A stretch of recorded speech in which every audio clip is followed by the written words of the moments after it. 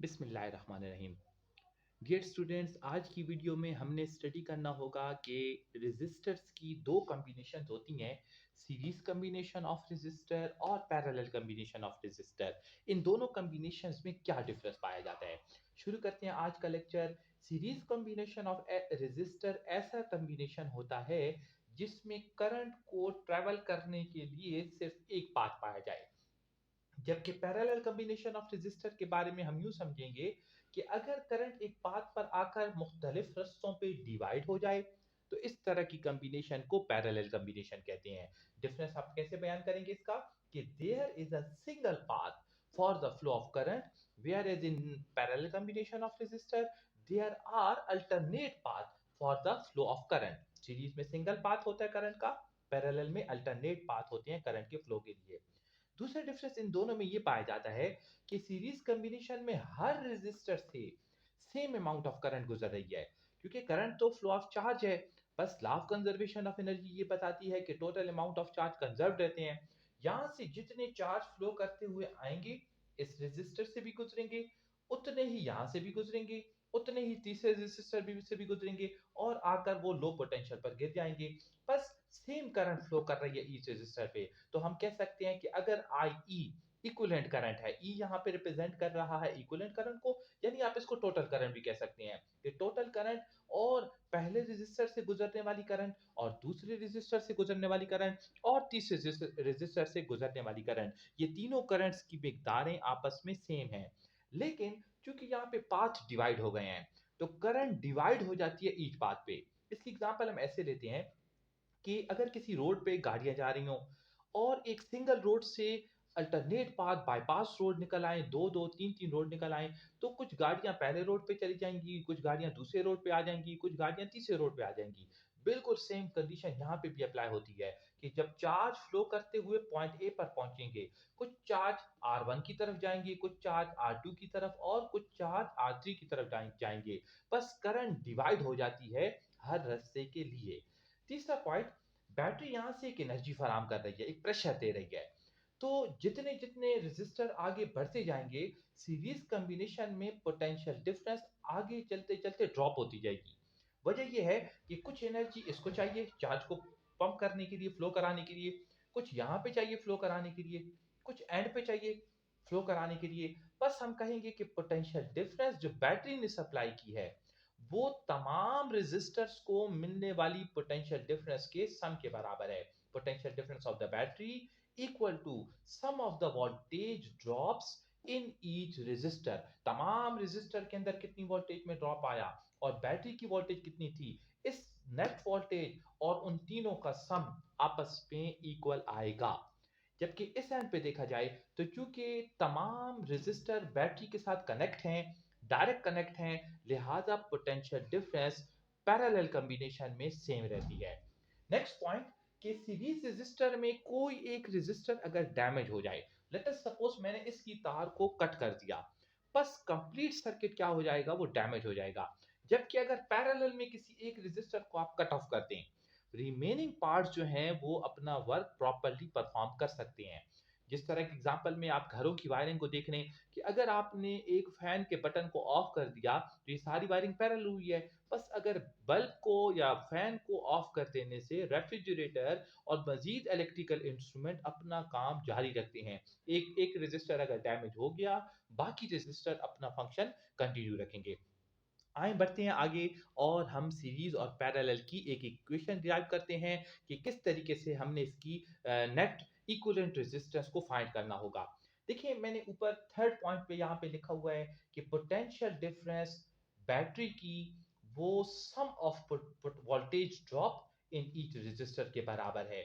अब अगर मैं टोटल वोल्टेज को नाम देता हूं वीई का, यानी बैटरी से जो वोल्टेज आ रही है वो वीई है, और मैंने यहाँ पे तीन रेजिस्टर लगाए हैं तो कुछ वोल्टेज चाहिए चार्ज को मूव करने के लिए R1 से, V1 उसको वोल्टेज का नाम दे दें, कुछ उसको R2 से मूव करने के लिए और कुछ उसको R3 से मूव करने के लिए चाहिए। तो total voltage equal to V1 plus V2 plus V3। अब अगर हम ओम्स लॉ यूज करें तो ओम्स लॉ के मुताबिक वोल्टेज का फार्मूला होता है V is equal to I R. अगर इक्विवेलेंट वोल्टेज है तो आर भी इक्विवेलेंट लेंगे। अगर हम पहले की वोल्टेज लिखना चाहते हैं तो यहाँ पे लिखेंगे आई आर वन। अगर दूसरे की वोल्टेज फाइंड करना चाहते हैं तो यहाँ पे क्या लिखेंगे, आई आर टू। और अगर ओम्स लॉ के मुताबिक तीसरे रेजिस्टर की वोल्टेज देखना चाहते हैं तो वो आएगी आई आर थ्री। आपने महसूस किया होगा यहाँ पे मैंने आई के साथ वन टू थ्री नहीं लिखा, इक्विवेलेंट में भी ई नहीं लिखा। इसकी क्या वजह है? इसका आंसर मैंने ऊपर बयान कर दिया कि चूंकि सीरीज कॉम्बिनेशन में सेम करंट फ्लो करती है, बस सेम करंट की वजह से आई के साथ वन टू थ्री लिखने की यहाँ पे जरूरत नहीं बनती। तो रिप्लेस करें, टोटल वोल्टेज को हम रिप्लेस कर रहे हैं आई आर ई, पहले रेजिस्टर की वोल्टेज को रिप्लेस कर रहे हैं आई आर वन, और दूसरे रेजिस्टर की वोल्टेज को आई आर टू, जबकि तीसरे रेजिस्टर की वोल्टेज को आई आर थ्री के साथ रिप्लेस कर लेंगे। आई आर ई को एक दफा दोबारा लिखते हैं, और आई को अगर हम यहां से कॉमन लें तो R one plus R two plus R three, ये आंसर हमारे पास आ गया। आई को आई के साथ कैंसिल करें तो नेट रेजिस्टेंस का आंसर बना R one plus R two plus R three. अब जरूरी तो नहीं है कि यहाँ हमारे पास तीन ही रेजिस्टर हों, मे बी ये रेजिस्टर ज्यादा भी हो जाएं। तो अगर ज्यादा रेजिस्टर हों तो इधर एक स्टेप लिखेंगे कि फॉर एन रेजिस्टर्स, अगर ये रेजिस्टर्स की तादाद ज्यादा हो जाए तो इक्विवेलेंट रेजिस्टेंस का आंसर बनेगा R one plus R two plus R three. और जितने ये ज्यादा होते जाएंगे तो डॉट्स लगा के हम यहाँ पे लिख लेते हैं R N. Let us suppose ये 50 रेजिस्टर थे तो फार्मूला भी आर 50 तक पहुंचेगा। अब बिल्कुल इसी तरह पैरेलल कॉम्बिनेशन की इक्विवेलेंट रेजिस्टेंस की एक रिलेशन निकालें। अच्छा, यहाँ पे एक पॉइंट याद रखिएगा कि सीरीज कॉम्बिनेशन में जो इक्विवेलेंट रेजिस्टेंस होती है वो हमेशा इंडिविजुअल रेजिस्टेंस से बड़ी आती है। इस पॉइंट को जरूर याद रखना है। टोटल, क्योंकि प्लस है बीच में और फ्रैक्शन में नहीं लिखा हुआ, बस टोटल रेजिस्टेंस जो होगी इन तमाम रेजिस्टर को प्लस करके आ रही है, ये आर ई का आंसर आर वन से भी बड़ा होगा, आर टू से भी बड़ा होगा, आर थ्री से भी बड़ा ही आएगा। अब देखते हैं कि पैरेलल कॉम्बिनेशन में कैसे हम इक्विवेलेंट रेजिस्टेंस को फाइंड करेंगे। देखिए पैरेलल में हमने एक पॉइंट लिखा था, पॉइंट नंबर टू। अगर आप इसको गौर से पढ़ें कि करंट डिवाइड हो जाती है पैरेलल कॉम्बिनेशन में। अब जबकि करंट डिवाइड हो गई है तो यहां से अगर एक करंट आई आ रही है जिसको मैं नाम दे देता हूं आई ई का, तो इसका कुछ हिस्सा तो फराहम हो जाएगा पहले रेजिस्टर को ऊपर वाले, जिसका नाम हम रख लेंगे आई वन, और कुछ करंट दूसरे रेजिस्टर से जाएगी और कुछ करंट तीसरे रेजिस्टर से भी जाएगी। तो टोटल करंट तीन हिस्सों में डिवाइड हो गई, I one plus I two और साथ साथ क्या प्लस आई थ्री। यही ओम्स लॉ अगर आप इन करंट की इक्वेशंस के लिए इस्तेमाल करें तो वो किस तरीके से लिखा जाएगा कि ओम्स लॉ में लिखा है V is equal to I R, और उससे I की इक्वेशन बनती है V बाय आर।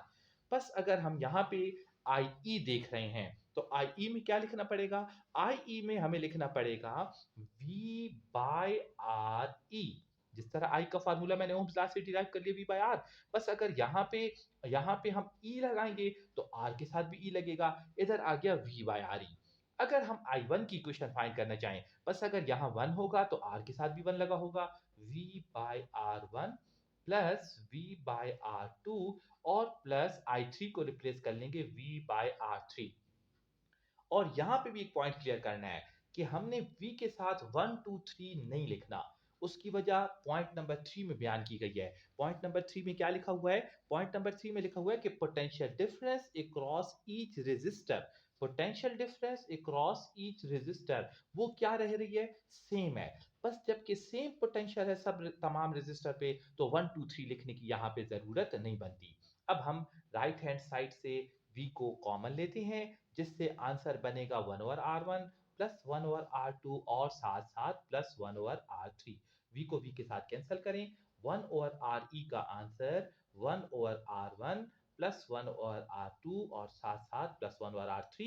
और अगर ये बहुत सारे रजिस्टर हों तो फिर हम लिखेंगे for N registers, for N registers one over R E का रिजल्ट बनेगा one over R one plus one over R two up to one over R N. और बिल्कुल लास्ट पॉइंट के पैरेलल कॉम्बिनेशन में जो इक्विवेलेंट रेजिस्टेंस होती है वो इंडिविजुअल रेजिस्टेंस से कम आती है, क्योंकि ये फ्रैक्शन में है, वन बाय है। बस जितने यहाँ पे रेजिस्टर हम ज्यादा करते जाएंगे ओवरऑल जो रेजिस्टेंस होगी उसकी वैल्यू कम से कम होती जाएगी। शुक्रिया।